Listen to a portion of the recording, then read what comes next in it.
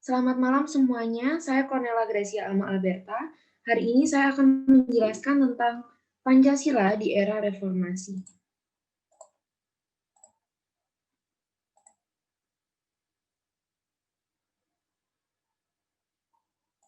Ya, kelihatan ya.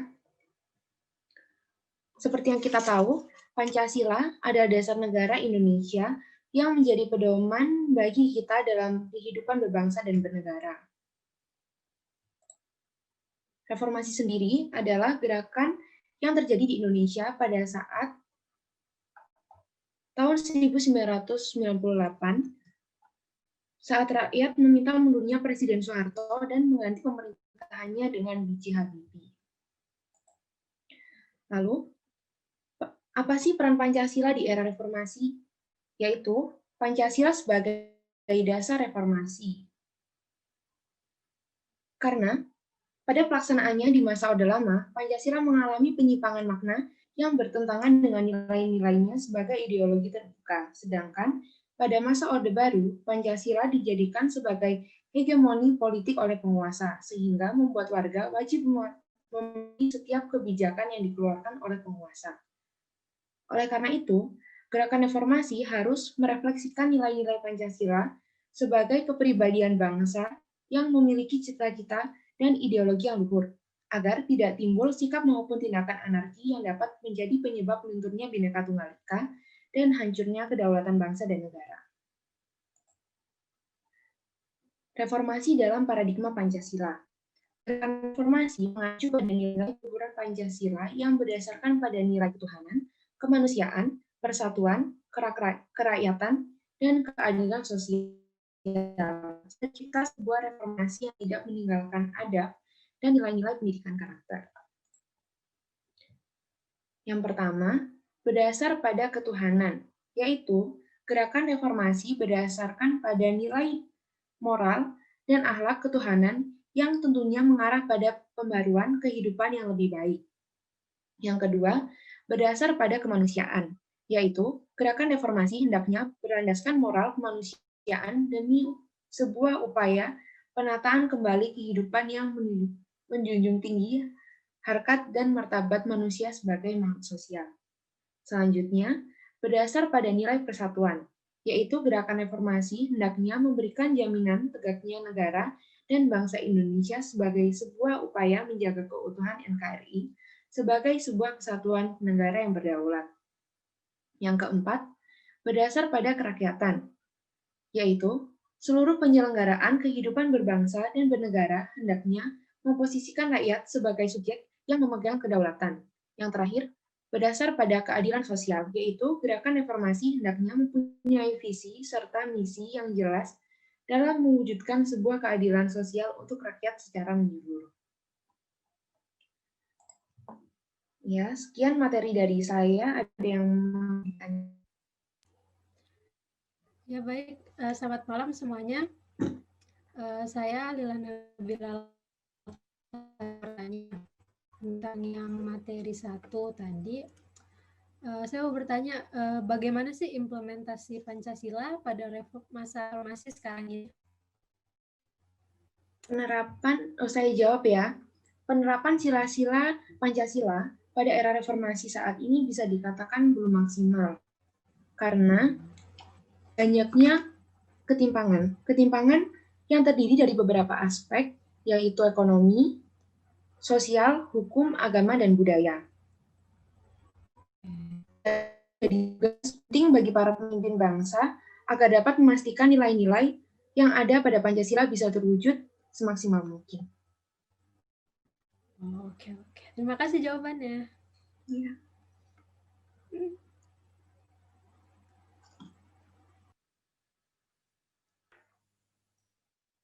Ada yang mau bertanya lagi?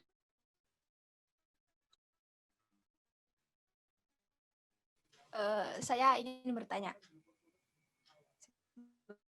Bentar.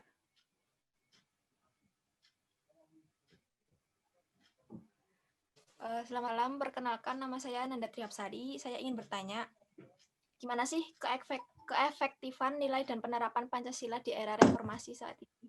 Di era reformasi saat ini, Nilai Pancasila seakan tidak memiliki kekuatan dalam mempengaruhi dan menuntun masyarakat.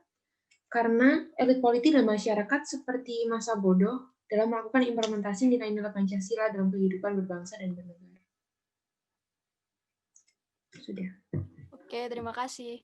Ada yang mau menambahkan atau bertanya lagi? Aku selain bertanya seperti Bongki, ingin menambahkan jawabannya.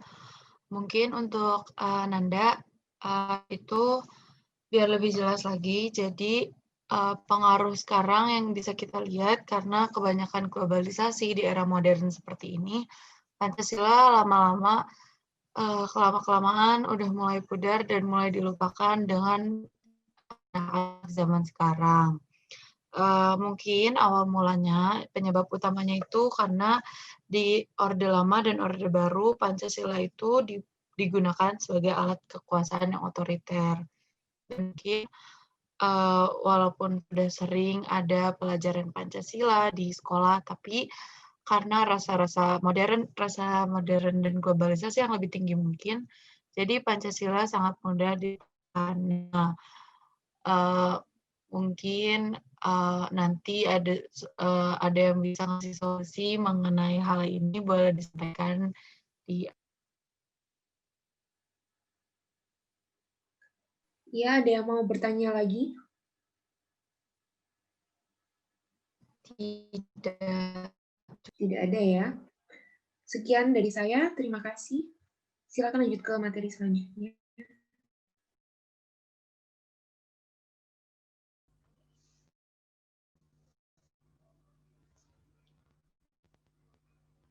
Ya.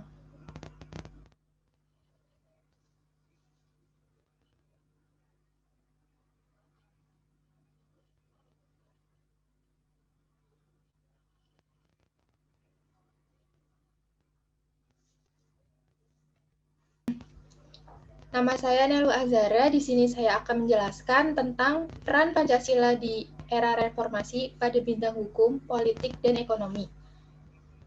Di sini saya akan menjelaskan peran Pancasila dalam bidang hukum terlebih dahulu.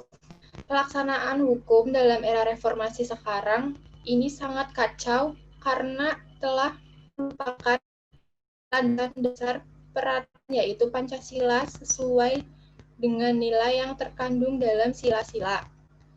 Hukum yang seharusnya mampu mewujudkan keadilan dalam negara, yaitu keseimbangan hak-hak dan kewajiban warga negaranya tanpa memandang pangkat, jabatan, golongan, etnis, atau agama, seperti dalam pasal 27 Undang-Undang Dasar 1945, setiap warga negara bersamaan kedudukannya setara di mata hukum dan pemerintahan.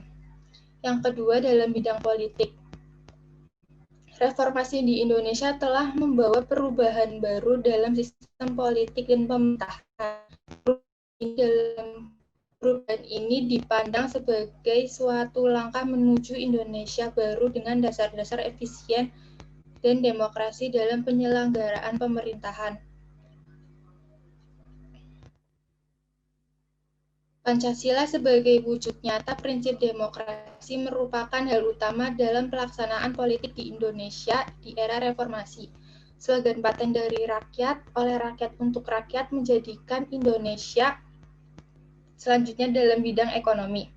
Kebijakan yang selama ini ditetapkan dengan mendasar pada kesejahteraan seluruh bangsa nyatanya hanya menyentuh kesejahteraan suatu kelompok atau penguasa.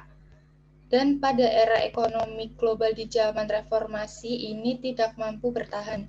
Krisis ekonomi yang ada di dunia dan melanda Indonesia mengakibatkan ekonomi Indonesia terpuruk dan imbasnya jatuh pada rakyat yang harusnya ditanggung oleh penguasa itu sendiri. Sekian dari saya, ada pertanyaan? Baiklah, saya Halida Safira ingin bertanya, bagaimana implementasi nilai-nilai Pancasila pada era reformasi di tengah pengaruh ideologi-ideologi global, terutama pada bidang politik?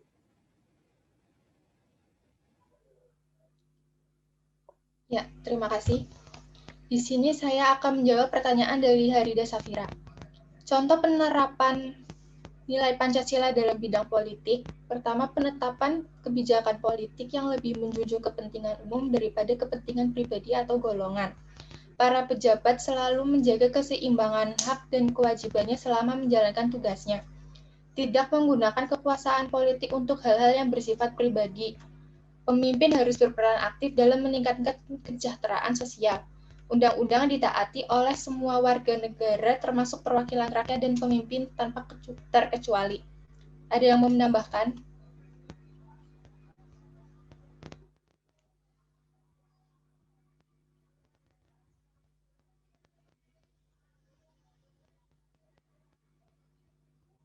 Tidak ada. Tidak.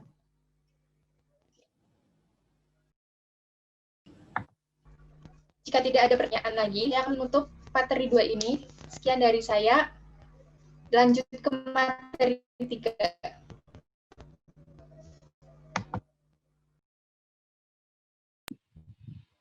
Iya. Sekarang lanjut ke materi ketiga ya. Sebelumnya perkenalkan, nama saya Arina Sirugabi Panangian. Di sini saya akan membawakan atau memaparkan materi ketiga, yaitu Pancasila jika dilihat dari segi sosial budaya dan sosial budaya dan juga pendidikan di era sekarang ini. Mungkin dari latar belakangnya sendiri ya, untuk Indonesia sendiri adalah merupakan sebuah negara yang hebat, sebuah negara yang besar, sebuah negara yang memiliki berbagai macam kekayaan di dalamnya. Namun dengan adanya Pancasila, dengan adanya Bhinneka Tunggal Ika dan UUD 1945 yang selalu saling berkaitan dan tidak dapat terpisahkan, itu juga membuat sebuah Indonesia makin besar. Jadi hal itu juga membuat Indonesia semakin besar lagi sebetulnya. Ketiga hal itu memang sangat berpengaruh bagi berbangsa dan bernegara di Indonesia. Karena ketiga hal tersebut dapat menyangga jalannya tatanan kenegaraan yang ada di Indonesia itu sendiri. Tadi juga sudah disinggung, ketiga hal tersebut juga memiliki keterkaitan satu dengan yang lainnya. Sekarang untuk keterkaitan dari Pancasila sendiri dengan kebudayaan dan sosial yang ada di Indonesia, itu pasti ada. Menurut proklamator Republik Indonesia sendiri, Bapak Soekarno pernah menjelaskan bahwa Indonesia ini seharusnya dasar negaranya ya ditemukan dari lubuk hati dan jiwa bangsa Indonesia, bahkan jauh dari sebelum kemerdekaan itu sendiri. Lubuk hati dan jiwa sendiri ini kan juga bisa mendasari adanya sebuah sosial dan kebudayaan masyarakat itu sendiri. Jadi pasti akan berpengaruh secara tidak langsung ke arah situ. Dalam Pancasila sendiri ini juga menjelaskan terkait dengan 5 prinsip yang kita bisa jalankan dalam kehidupan sehari-hari.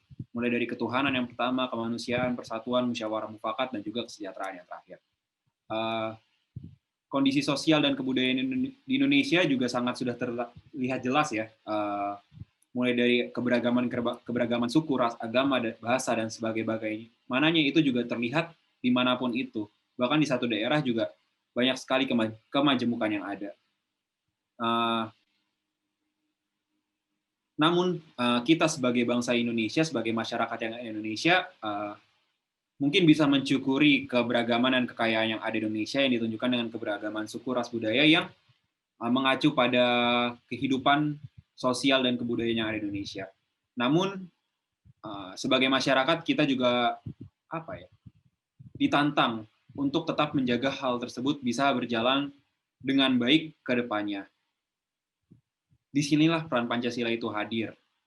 Peran Pancasila di sini adalah guna merawat keberagaman sosial budaya yang ada di Indonesia itu.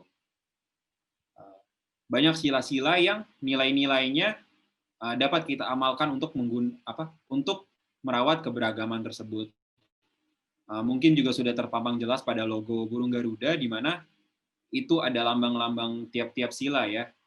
Dan di bawahnya juga ada tulisan Bhinneka Tunggal Ika yang menggambarkan bahwa berbeda-beda itu tetap satu. Ini juga salah satu cara bentuk pengamalan kita sebagai masyarakat, bagaimana cara memanfaatkan Pancasila ini untuk menjaga hal-hal keberagaman sosial budaya kita di Indonesia. Dan dalam bidang pendidikan juga sebetulnya ada keterkaitannya dengan kebudayaan, di mana Pancasila dalam bidang pendidikan ini seharusnya bisa membangun fundamen atau dasar kepribadian kita sebagai masyarakat sedari kecil dalam bisa mengamalkan nilai-nilai Pancasila dalam kehidupan sehari-hari.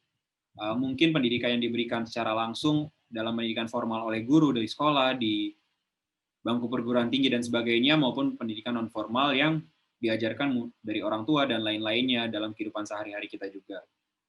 Harapannya agar masyarakat Indonesia bisa memiliki dasar-dasar yang sangat kuat dalam memaknai dirinya sebagai warga negara yang baik dan juga menjaga keberagaman yang ada di Indonesia itu. Terus juga dalam bidang pendidikan mungkin juga dalam kedepannya bisa diimplementasikan dengan dengan permasalahan-permasalahan kehidupan atau nilai-nilai kehidupan yang berjalan dengan sekarang, sehingga pendidikan yang ditanamkan sedari dini ataupun yang sedang berjalan ini, pendidikan Pancasila dan lain-lain, bisa membuat kita sebagai warga negara mengimplementasikan, mengamalkan nilai-nilai yang sudah ada dalam sila-sila dalam Pancasila tersebut. Demikian pemaparan dari saya. Mungkin ada yang ingin bertanya. Iya, saya Berta Isna Putih Bonggi ingin bertanya. Seperti yang tadi Arden sebutkan, implementasi Pancasila itu udah harus dimulai sejak dini. Nah, bagaimana bagi mereka yang belum terbiasa mengimplementasikannya hingga dewasa dan sudah menganggap bahwa hal ini, yaitu pengimplementasian Pancasila dalam kehidupan, sebagai hal kuno dan tidak open-minded. Karena kan yang kayak kita tahu sekarang, mungkin banyak orang yang bilang kita tuh sekarang harus open-minded, tapi kalau dikaji ulang, kayaknya tuh masih banyak orang yang salah kaprah tentang pengertian open-minded itu sendiri. Oke, baik. Izin menjawab ya.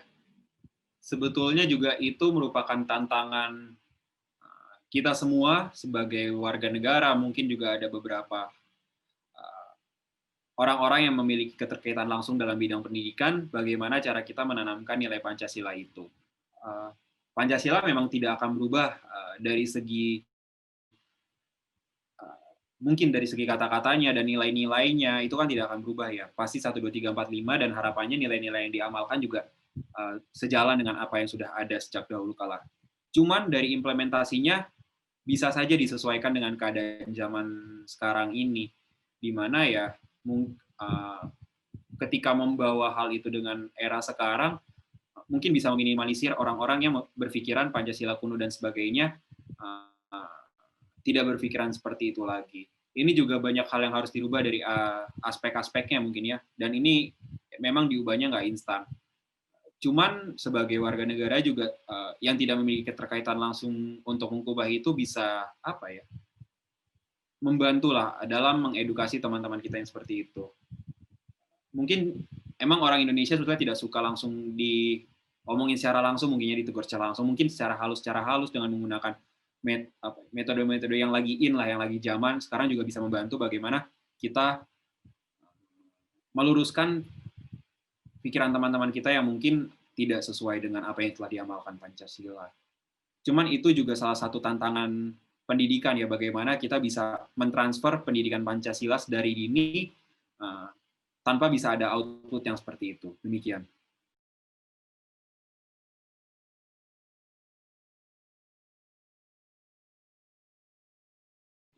Mungkin ada lagi teman-teman yang ingin bertanya, boleh. Ya, saya mau bertanya. Saya Retno Kalimati. Saya mau bertanya, kan tadi sempat disinggung soal sosial budaya yang tentang keberagaman. Nah, sementara di zaman sekarang ini tuh banyak banget nih yang udah melenceng sama Pancasila kita, kayak menganggap hal-hal keberagaman itu tuh malah jadi sesuatu untuk masalah rasisme.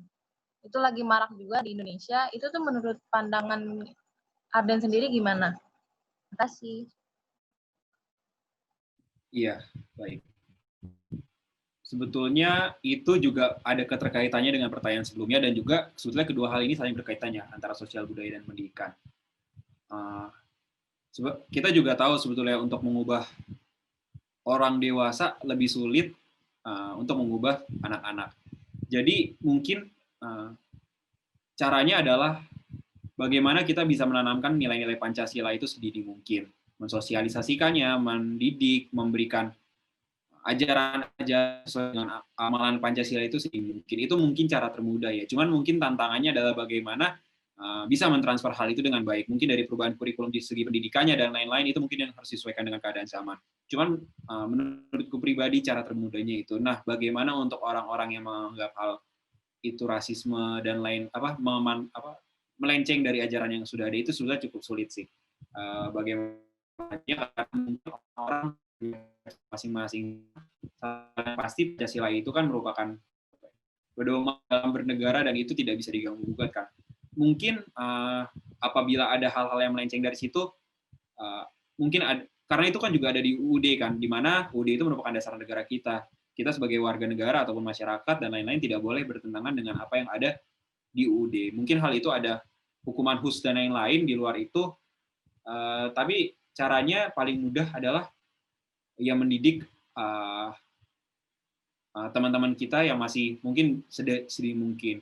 Mungkin dari orang-orang yang sudah cukup umur atau apa, lebih mudah mensosialisasikannya sih. Cuman menurutku pribadi orang sekarang tidak bisa digunakan dengan cara kekerasan ya. Jadi menurutku itu bukan salah satu cara yang baik untuk mendidik. Mungkin malah menjadi makin membenci dan lain-lain. Mungkin bisa mensosialisasikan dan lain-lain. Cuman balik lagi itu udah urusan masing-masing pribadi, jadi cukup sulit sih kalau menurutku ya. Cuman bisa pasti bisa. Itu harus, ya, itu ketentuan yang ada dalam Pancasila lah. Kita sebagai warga negara emang harus patuh dan mengamalkan hal tersebut. Demikian.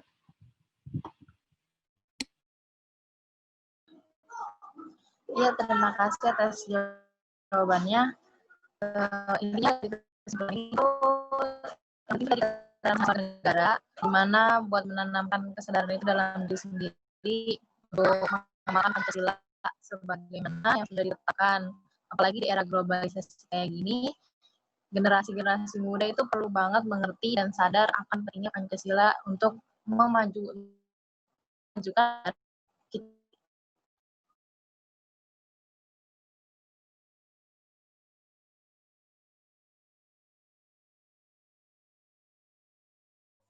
Baiklah, di sini saya akan menambahkan jawaban untuk pertanyaan dari Resti. Lebih tepatnya untuk menjelaskan lebih detail, yaitu kalau perlakuan rasisme atau diskriminatif itu ada pada Undang-Undang Pasal 28 Ayat 2 yang berisikan setiap orang berhak bebas dari perlakuan yang bersifat diskriminatif atas dasar apapun dan berhak mendapat perlindungan terhadap perlakuan yang bersifat diskriminatif itu. Jadi, ketika kita melakukan diskriminatif atau rasisme itu sudah melanggar undang-undang yang telah ada di Indonesia dan bisa mendapatkan pidana, setahu saya, untuk melakukan tindakan hal tersebut, terutama jika tindakan tersebut sudah sangat berlebihan dan menyakiti orang atau korbannya tersebut. Terima kasih, sekian tambahan dari saya.